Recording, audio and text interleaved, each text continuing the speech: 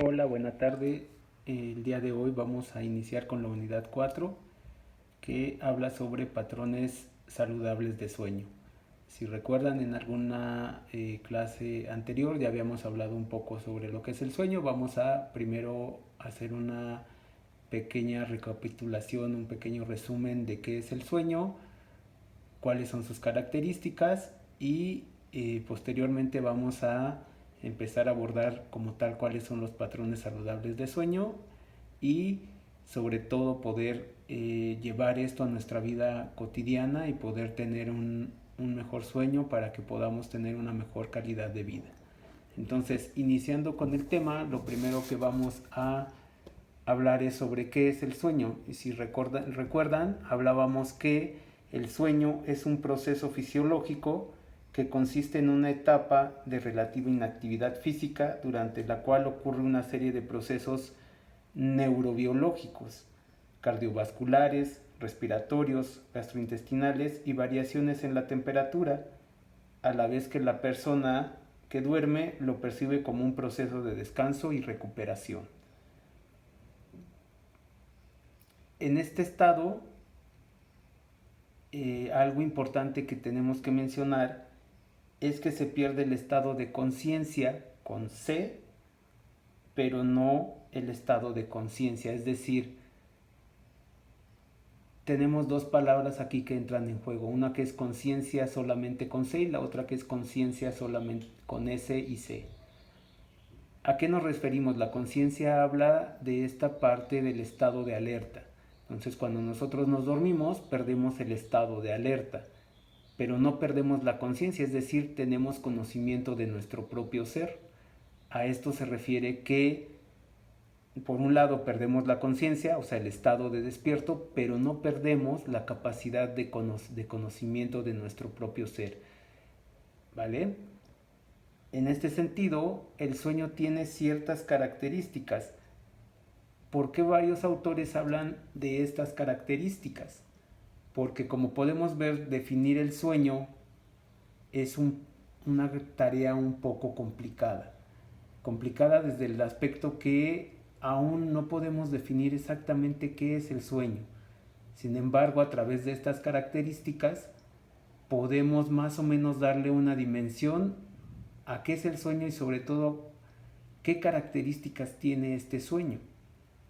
Por un lado, como les decía, hay una disminución de la conciencia y de la respuesta muscular. Es decir, nuestro tono muscular cuando dormimos disminuye, exceptuando el tono muscular de los esfínteres. Por otro lado, es un proceso que se puede revertir, es decir, yo me puedo dormir, pero puedo regresar a un estado de conciencia o puedo dejar de dormir. También decimos que el sueño es un ciclo.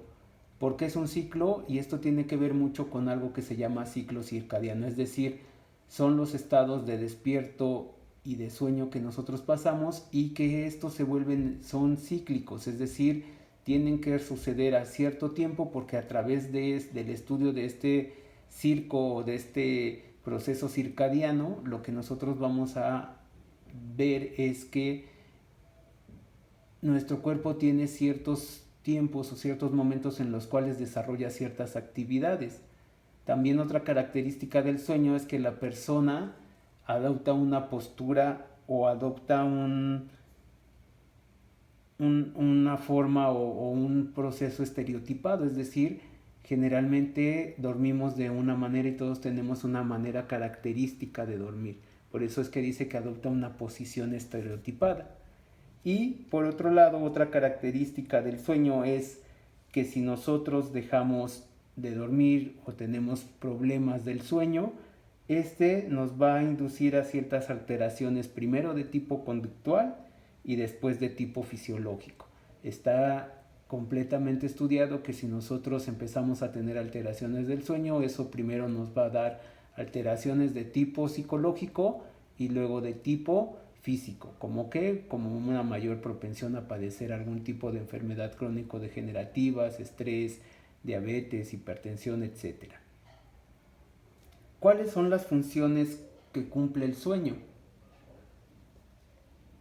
El sueño va a cumplir diversas funciones y a través de estas funciones es que tenemos teorías de por qué soñamos o más que soñar, por qué dormimos, ¿no? ¿Por qué necesitamos dormir? La primera es porque necesitamos recuperar energía, es decir, a través del proceso del sueño, nosotros lo que vamos a poder lograr de esta manera es poder recuperar la energía. Si recuerdan en alguna también de las clases que vimos, hablábamos de que nosotros somos un ente que produce energía y que a través de esa energía que produce es que nos mantenemos vivos. Necesitamos energía para llevar a cabo primero nuestros procesos vitales. ¿Cuáles son nuestros procesos vitales? Respirar, que el corazón lata, que se lleven a cabo todos los procesos fisiológicos que se llevan en el organismo para poderme mantener vivo. Por otro lado, si realizo una actividad física, si hago una actividad profesional, eso también me traduce en un costo de energía. Entonces, una de las principales funciones o de las primeras funciones del sueño o de dormir es que necesito recuperar energía.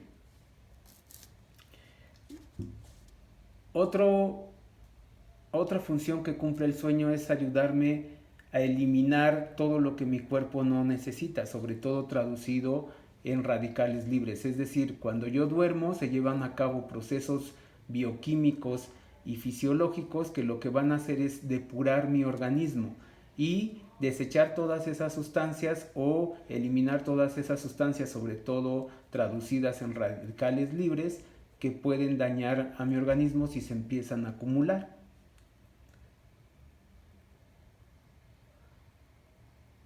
Otra función que cumple el sueño es el equilibrio, es decir, nosotros somos un organismo que necesita estar en un constante equilibrio.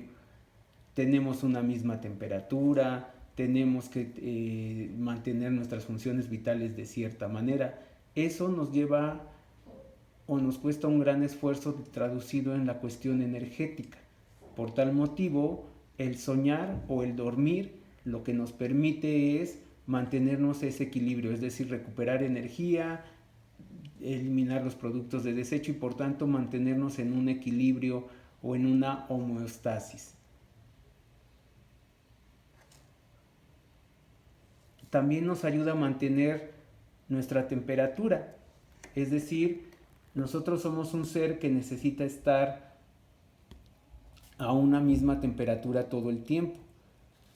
Si nosotros no dormimos, los procesos que nos ayudan a que nuestra temperatura se mantenga uniforme van a estar alterados y por ende nuestro cuerpo va a empezar a sufrir cambios de temperatura que no se traducen en una cuestión de fiebre, sino que esos cambios de temperatura se traducen en daño microcelular, es decir, el que nosotros no podamos tener esta regulación de la temperatura nos puede causar problemas a nivel bioquímico y fisiológico, no que como tal se vaya a subir la temperatura corporal o que podamos poner un termómetro y vaya a aumentar. Al contrario, por ejemplo, cuando dormimos está estudiado que la temperatura baja, pero baja a la temperatura mínima que puede tener mi organismo.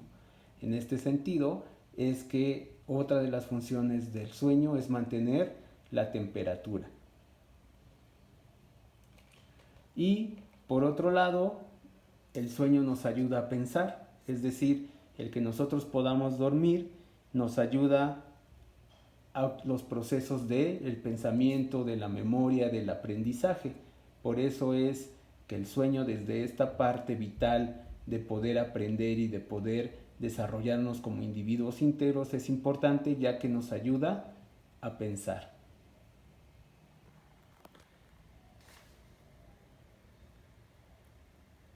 Si recuerdan, en la primera clase que tuvimos y que hablamos sobre el sueño, decíamos que el sueño tiene dos fases y suele dividirse en dos grandes fases que ocurren siempre de la misma manera, es decir, todo episodio de sueño comienza con el llamado sueño sin movimientos oculares o no-more, el cual aparte se divide en 4 fases, y en el sueño con movimientos oculares rápidos, que sería el MOR y que solamente consiste de una fase. En el sueño no MOR, que es donde todavía no hay movimientos oculares rápidos, digamos que todavía tenemos un grado de conciencia, todavía no estamos completamente dormidos, y en este sueño lo que está sucediendo es que apenas nuestro organismo se está adaptando para pasar a una etapa de pérdida de control o de conciencia, sobre todo no tanto de control sino de conciencia, y podamos descansar de otra manera. También en esta etapa amor es cuando nosotros vamos a poder soñar, o cuando tenemos estas pequeñas descargas visuales y sensitivas de nuestro cerebro. Un adulto joven pasa aproximadamente entre 70 y 100 minutos en esta etapa no MOR, para después entrar al sueño MOR o al sueño profundo, el cual puede durar solamente entre 5 y 30 minutos. Y este ciclo, esto se convierte en un ciclo, es decir, empezamos en la etapa no MOR, pasamos a la etapa MOR y volvemos a regresar a la etapa no MOR. En este sentido es que este ciclo se puede repetir cada hora y durante toda la noche de sueño. Por lo tanto, a lo largo de la noche puede presentarse normalmente entre 4 y 6 ciclos de etapas no MOR y de etapa MOR, ¿vale? Quiere decir que no es que nosotros estemos todo el tiempo en la etapa, que primero nos tengamos que pasar por la etapa no MOR para caer en el sueño profundo, sino que a lo largo de la noche vamos entrando en estas diversas etapas, y por eso es importante desde esta perspectiva que estamos mencionando el cumplir con ciertas características de cómo dormimos para que podamos estar el mayor tiempo posible en la etapa MOR, que es la que nos va a ayudar a reparar o a cumplir todas las funciones que mencionamos del sueño. ¿Cuánto tenemos que dormir? Bueno, la OMS, de acuerdo a la edad que nosotros vamos teniendo, recomienda ciertas etapas para que nosotros podamos dormir. Es un hecho que no todos necesitamos dormir de la misma cantidad de horas. Esto depende en general, como les digo, de la edad, aunque también influyen algunos otros factores como la actividad física que realizamos, la actividad profesional, algunas labores que realicemos, pero en general se recomiendan estos criterios, o la OMS tiene estos criterios en cuanto a la edad y las horas que debemos de dormir. Por ejemplo, un recién nacido, dice la OMS que debe dormir entre 14 y 17 horas. De 1 a 2 años, la OMS dice que de 11 a 14 horas es el promedio de horas que debe de dormir una persona en esta edad. De los 3 a los 5 años, de 10 a 13 horas. De los 6 a los 13 años, de 9 a 11 horas. Y en las edades que nosotros estamos, o que ustedes están, entre los 18 y 25 años, más o menos se deben de dormir de 7 a 9 horas. Más adelante vamos a hablar de esta parte de las siestas, si son recomendables, si no son recomendables, qué función cumplen y por qué es importante tener siestas o no tenerlas. Pero en general nosotros debemos de dormir mínimo lo que son 7 horas o máximo 9 horas. También desde esta perspectiva, el no cumplir con este horario, ya sea que durmamos menos o que dormamos más, nos va a traer consecuencias. También dormir de más tiene consecuencias para el organismo. Hay una alteración en el ciclo circadiano, y esto también hay una alteración en todos los procesos morfofisiológicos, es decir, en los procesos bioquímicos de digestión, en los procesos hormonales. Va a haber una repercusión si también dormimos de más. Y si se dan cuenta, lo mínimo que recomienda la OMS dormir para una persona adulta son 7 horas. Es decir, nosotros deberíamos de estar durmiendo por lo menos 7 horas de las 24 horas que tiene un día.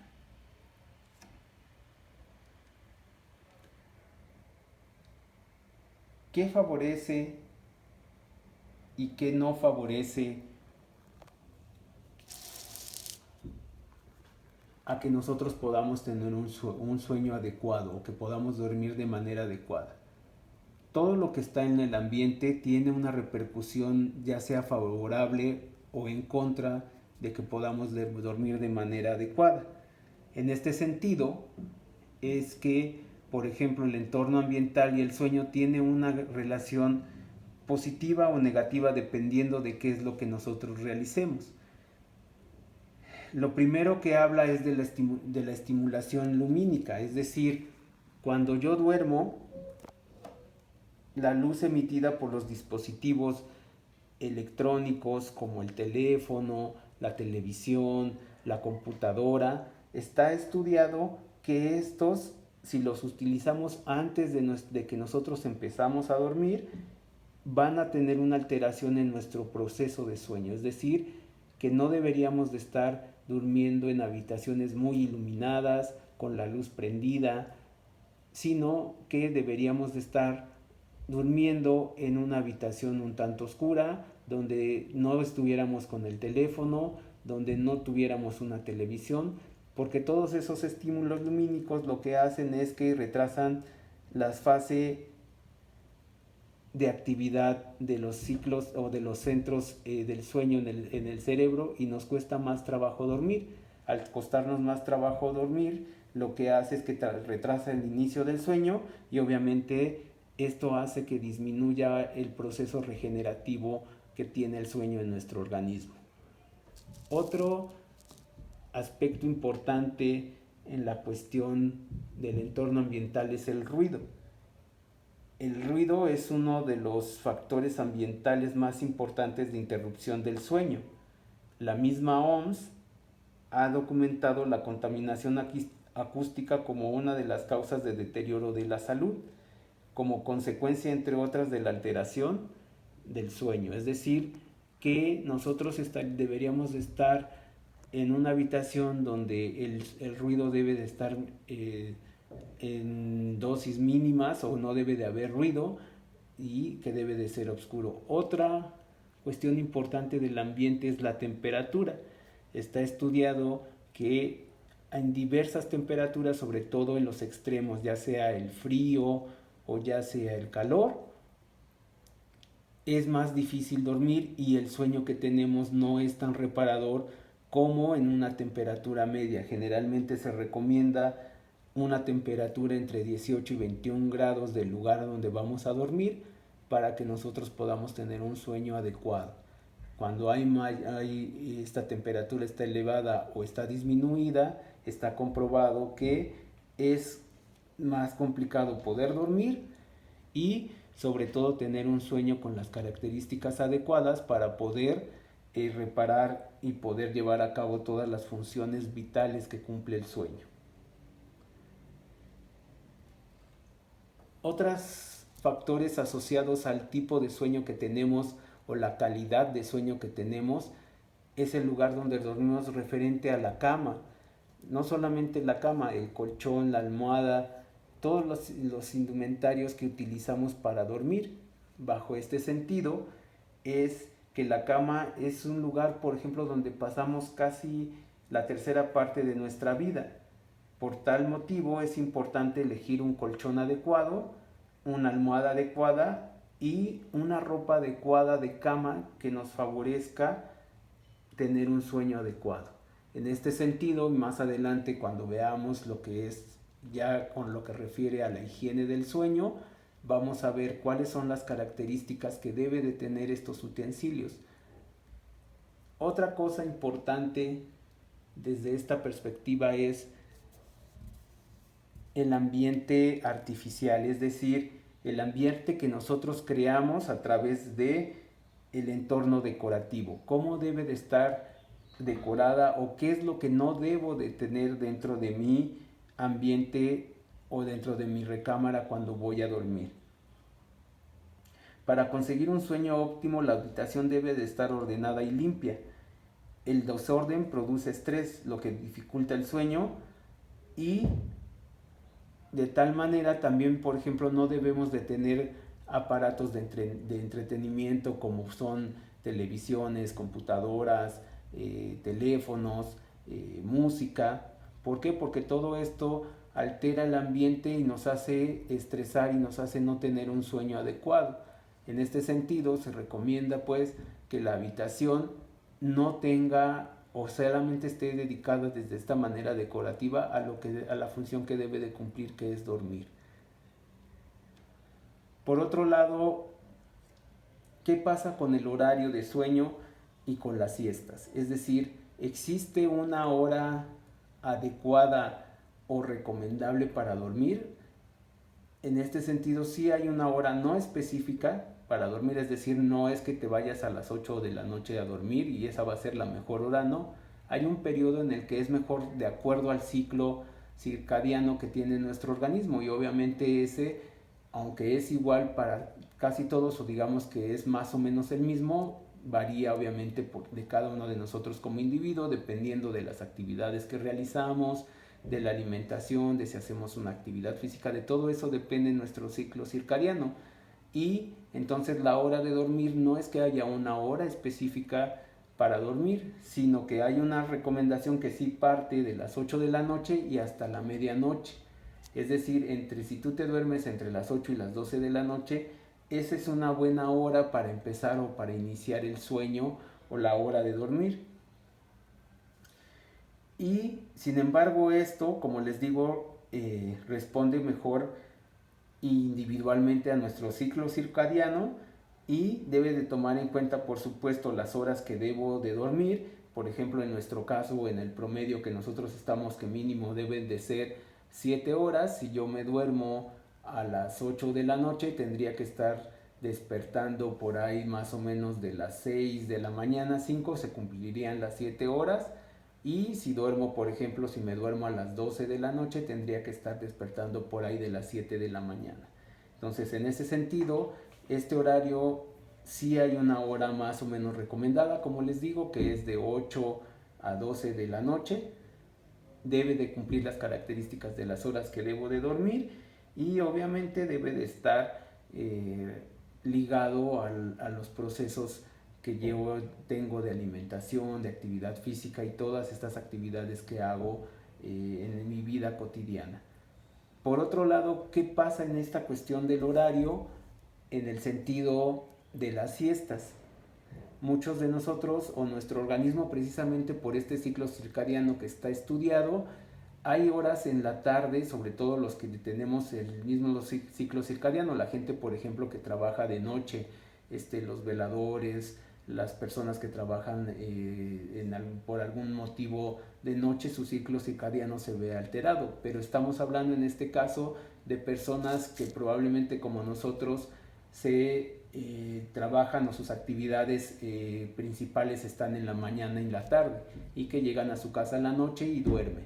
En este sentido, si ese ciclo circadiano se respeta, va a haber una parte o un momento en la tarde que generalmente coincide con la hora de la comida en donde nuestro ciclo circadiano baja o nuestro metabolismo se vuelve más lento y por ende necesitamos dormir. Pero se ha estudiado que estas siestas no tienen que sobrepasar los 30 minutos, lo recomendable está entre 20 y 30 minutos, ya que si nosotros dormimos más de 30 minutos o elevamos estas siestas a 60 minutos, está estudiado que tiene repercusiones negativas a nuestro organismo. Por ejemplo, se asocia con resistencia a la insulina, con hígado graso, con diabetes mellitus, con algunas enfermedades crónico-degenerativas. Entonces la siesta sí está recomendada, pero solamente debe de ser máximo de 30 minutos y debe de estar preferentemente entre eso, 20 y 30 minutos. ¿Qué pasa con la actividad física? Bueno, como ya vimos y aunado al tema anterior, la actividad física, sobre todo la actividad física que tiene que ver con la salud, que es la que nosotros estamos proponiendo para poder llevar a cabo una vida íntegra y poder tener una vida saludable, está demostrado que la actividad física saludable favorece el sueño.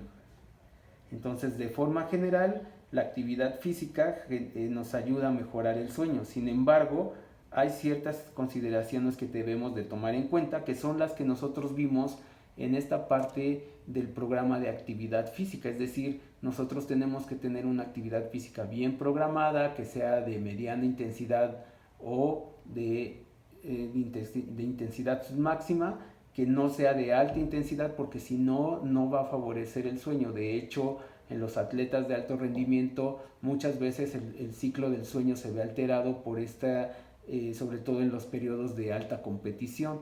¿Por qué? Porque obviamente ellos tienen otro tipo de intensidad en la actividad física, pero en general la actividad física saludable con las características que hablamos en el tema pasado siempre van a ayudar o van a favorecer a que podamos tener una mejor calidad de sueño. Y en cuanto a la alimentación, bueno, en cuanto a la alimentación, nosotros debemos de recordar sobre todo el uso de algún tipo de alimentos que pueden sobreestimular nuestro organismo y que nos puede evitar o nos puede hacer que tengamos o que no tengamos una adecuada calidad del sueño. ¿Qué alimentos? Pues ya sabemos los que estimulan o los estimulantes del sistema nervioso central, como son los refrescos de coca, como pueden ser el café, el té, algunas bebidas energetizantes y obviamente también algún tipo de alimentos que sobre todo están en relación al tipo de alimentos que comemos, sobre todo cuando se acerca ya la hora de dormir. Y en este sentido, bueno, ya cuando en un momento hablemos de cuáles son las recomendaciones o cuáles son precisamente estos patrones saludables de sueño, pues ahí vamos a ver qué alimentos y qué características debe de tener la alimentación para que nos ayude a tener un sueño adecuado.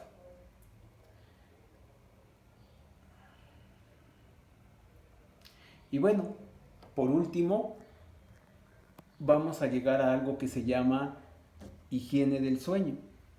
Y en este sentido, cuando hablamos de higiene del sueño, nos estamos refiriendo a una serie de recomendaciones acerca de conductas y hábitos deseables, así como modificaciones de las condiciones ambientales y otros factores relacionados encaminados a mejorar la calidad del sueño de las personas. Es decir, de todos estos entornos, de estos factores que nosotros hablamos, que pueden o que están íntimamente relacionados con la calidad del sueño, nosotros tenemos que llevar a cabo ciertas recomendaciones o ciertos patrones para que podamos tener una calidad del sueño adecuada. En este sentido, si volvemos a lo que hablábamos del entorno ambiental, hay ciertas pautas o ciertos patrones que debemos de realizar con cada uno de ellos.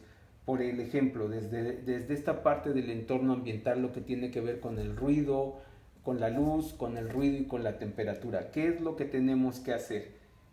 Evitar el uso de dispositivos electrónicos con emisión de luz al menos 2 horas antes del horario de sueño habitual. Por otro lado, dormir en una habitación oscura, no dejando la luz o la televisión encendidos. Asegurarnos que el ambiente para dormir sea silencioso. Mantener la temperatura de la habitación entre 18 y 21 grados. Elegir un colchón de firmeza media. Elegir una almohada que no lleve nuestra cabeza, que nuestra cabeza debe de quedar al mismo nivel que nuestro cuerpo. Debemos de dormir, la posición adecuada para dormir es de lado con una almohada entre las piernas. Evitar las almohadas muy altas y las plumas. Mantener la habitación limpia y ordenada, que eso tiene que ver, como les decía, con el ambiente que creamos. Si hay desorden, esto no va a ir en contra de llevar o de tener un sueño adecuado. Y en cuanto al horario, pues ya les decía, lo primero es cumplir con las horas que debemos de dormir y las siestas en el sentido de si me favorece tomar una siesta, tomarla, y si no, si eso altera o hace que después en la noche no pueda dormir, también es recomendable no tomarla si eso está sucediendo. Entonces, desde esta cuestión del horario, dice que primero tenemos que dormir las horas recomendadas para cada grupo de edad que vimos. Debemos de acostarnos a dormir a la misma hora todos los días y despertarnos todos los días a una misma hora. En estos dos rubros, en el de acostarse y en el de despertarse, está contemplado no más de una hora de diferencia, es decir, todos los días yo tendría que, si yo me levanto a las 7 los lunes, los martes tendría que levantarme a las 7 todos los días a la misma hora, y podría haber una variación máximo de una hora, por ejemplo que los sábados me despierte a las 8. Igual cuando sea la hora de dormirme, si todos los días me duermo a las 10 de la noche, a lo mejor el sábado puede ser hasta las 11 de la noche. Como les decía, tomar siestas de 20 o 30 minutos, no mayores a este tiempo, por lo que hablábamos de que si son mayores de 60 minutos está estudiado que pueden, en lugar de favorecernos, tener algún problema con esta parte de tener un sueño de calidad. Y como les decía, evitar la siesta si esta contribuye a una mayor dificultad para dormir por la noche. En cuanto a la alimentación, ¿qué va a suceder con la alimentación? Lo primero es que debemos de establecer una rutina de hábitos dietéticos y horarios de comida saludable, evitar las comidas copiosas antes de acostarse, comer por lo menos 2 horas antes de acostarse, evitar bebidas estimulantes como el café, el té o bebidas energéticas, y evitar el consumo excesivo de alcohol. Y sobre todo evitar, como les decía, demasiados carbohidratos, sobre todo carbohidratos complejos como el pan, como las pastas, que son carbohidratos que nuestro organismo tarda mucho tarda mucho en procesar esa alimentación, y eso nos puede causar problemas digestivos a la hora de dormir, y por eso también es que nos recomendamos o se recomienda dormir 2 horas antes o comer 2 horas antes de que nos vayamos a dormir. Desde esta perspectiva, entonces, como conclusión, lo que sacamos es que los patrones saludables de sueño están relacionados con el ambiente que nosotros generamos alrededor de cómo dormimos y dónde dormimos. Por eso es importante generar un plan de sueño, así como generamos planes o estrategias de actividad física, elaboramos planes de alimentación, elaboramos planes de cómo llevamos a cabo nuestra vida cotidiana. También tenemos que llevar a cabo un plan de sueño, es decir, ver cuáles son mis actividades, en qué horarios, y dependiendo de eso empezar a planificar también la hora en que me acuesto, la hora en que me levanto, cómo duermo, en dónde duermo, y todas estas características de las que hablamos. Entonces, sí, por este sentido, es importante para los patrones saludables de sueño llevar a cabo todas estas recomendaciones. Y por eso es importante que lo podamos plasmar en una hoja, o poderlas plasmar en un plan donde podamos llevar a cabo y podamos estar anotando cuántas horas estamos durmiendo al día y si estamos pudiendo llevar a cabo o no este plan. En este sentido, a esto se refieren los patrones saludables del sueño. Si no tiene relación con otras perspectivas o con otras situaciones, sino con todo el ambiente que nosotros generamos alrededor del sueño. Obviamente también el ambiente subjetivo. ¿A qué me refiero con el ambiente subjetivo? A si generamos algún problema, si tenemos algún tipo de problemática desde el aspecto social.